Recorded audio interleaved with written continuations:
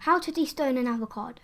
First, wash your hands. Hold the avocado upright and carefully use a kitchen knife to cut lengthways around the middle of the avocado, turning as you go and making sure to cut all the way to the stone in the middle.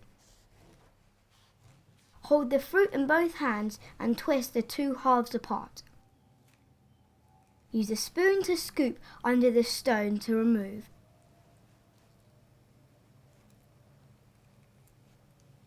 Or carefully use the middle of a knife blade to gently stab the stone to twist it out.